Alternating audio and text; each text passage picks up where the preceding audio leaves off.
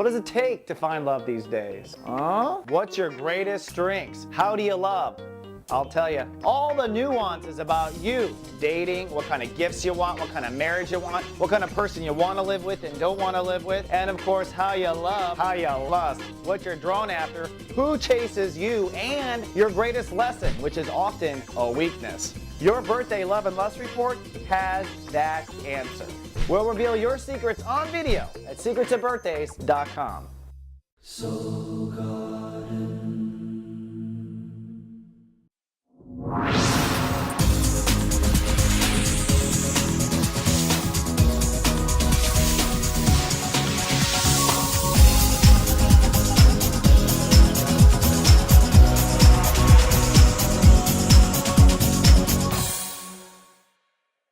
Hello and welcome to Soul Horoscopes Orbits Edition. From my webcam to yours, I'm Christopher Rayman Witecki, your soul biographer here to help you put the parts of the planets into your soul story. And I've got good news. Many have asked, I am now open for personal readings. If you come down right now to soulmart.me and buy a 1-hour reading at my normal rate, which is $116 an hour, I will throw in a free Secrets of Birthdays video. That's right. And right now when you book, you can immediately request a date. So we're trying to upgrade this whole system. Come on down to soulmart.me while supplies of me last. I do kind of book pretty quickly, but I'm excited to get in front of new clients again. And of course, repeat clients can come down as well, always, for the standard rate. Well, we've got a lot going on. The sun's moving into Pisces. We've got Mercury retrograde this week, and we've got a major conjunction with opening our psychic intuition. So without further ado, let's take the Ascension elevator and talk all about you. Ladies and gentlemen, this is your captain speaking. While riding the Ascension elevator, objects and mirrors are closer than they appear. In the unlikely event of a water landing, you have a Pisces under your seat. Cabin crew, please prepare for gut check. And here we are up at 33,000 feet, and this report is covering, of course, the Pisces risings. And if you have a Lightcast report card, we call you a God service provider, which is exactly what you are.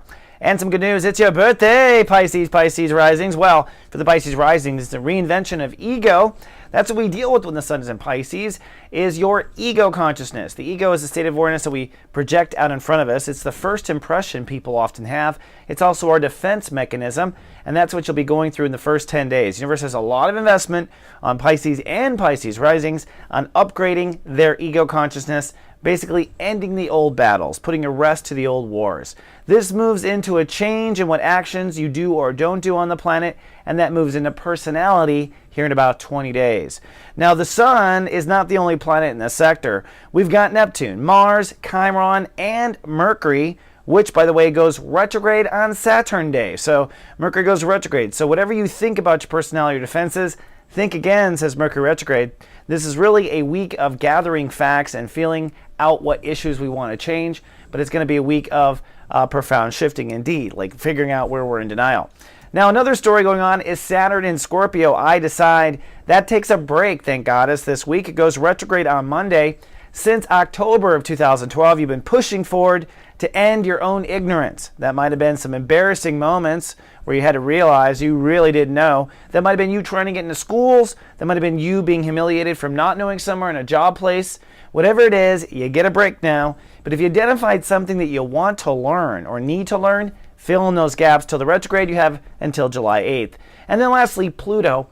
Pluto is still direct and pushing forward, so Pisces are to love and trust their place in society. Don't do anything new. Just hold and keep going with your plan so far and trust that what you've decided so far is accurate. And as for Pisces and Pisces risings, with your plans in society or perhaps maybe with friendship or friendship change. Both apply, basically. So I've been reading all the comments of the horoscopes, and what I've done now is consolidate the information into a simple 7-day forecast. And I thought, I love space so much. Let's go into outer space. So let's go take your 7-day look. Let's take a look at your 7-day forecast in outer space. All right, so we're going to go through the 7 days. We're going to put the timeline down. We're going to have the Mr. Happies, and of course, it starts with. It starts with Sunday. Cloudy and pensive on Sunday. That's because the moon is still in Taurus, so emotions and thoughts are working hand in hand for you, and we're being tested on the final degree. For Pisces and Pisces rising, Sunday is the final degree of your inner faith transit, the last final degree. So Sunday might be a bit of a hard day or a day where you're kind of stumbling or having to step up to the plate. On Monday, it's cloudy, nesting, and resting. The moon shifts into Gemini, pulling your emotions into your home, family, and foundation. The moon also crosses Jupiter in Gemini, so you might find yourself having a bit of a spike in aggression or maybe a small drama. And on top of that, we have a bit of a yod. Let me show you. This yod comes together on Monday and Monday only, where basically it pulls in 3 hot areas you've been working on. Saturn now retrograde, so that break in beliefs, your place in society, and feeling comfortable. Now, no matter where your place in society is, or what you've learned or not learned so far, the yod is clearly saying with the moon crossing Jupiter, it's time to just learn how to take good care of yourself regardless of empirical evidence. At the same time, your ego will be defensive. I know that because of the red line going between the Sun conjuncting Neptune, your home planet, and Jupiter. So there are fears between your ego and your emotions. The key here is the yod to self-nurture yourself. So be nice to you on Monday.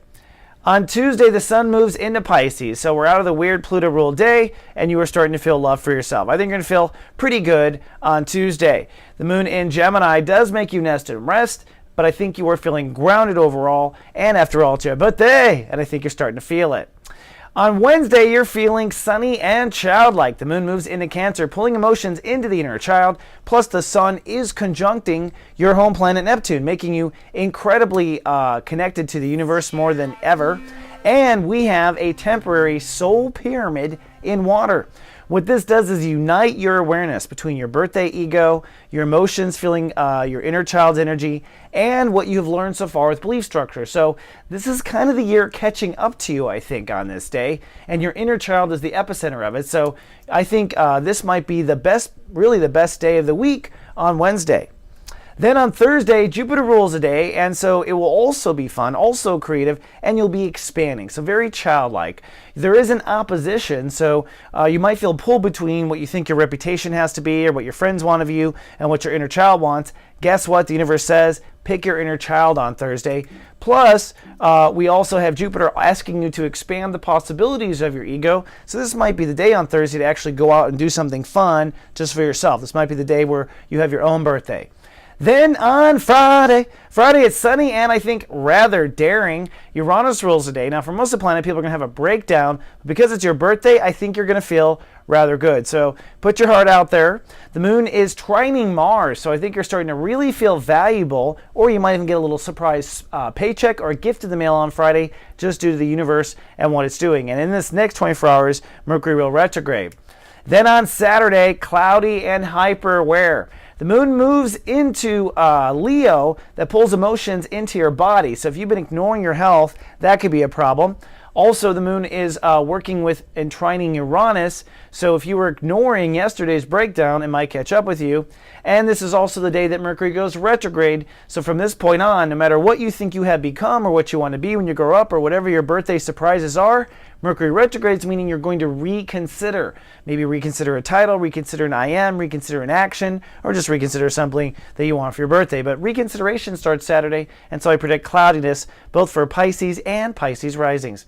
Then on Sunday, Venus rules the day, and I predict sunny and content. The moon has moved off of the serious issues, and now you are hyper-aware in your body. You're also in a state of giving and receiving, so if you did anything embarrassing with the Uranus day on Friday, well, you'll probably recover yourself socially. People will forgive you for your crazy birthday drunkenness. We know that's Pisces and how they tend to do it. At least on Sunday, giving and receiving is restored.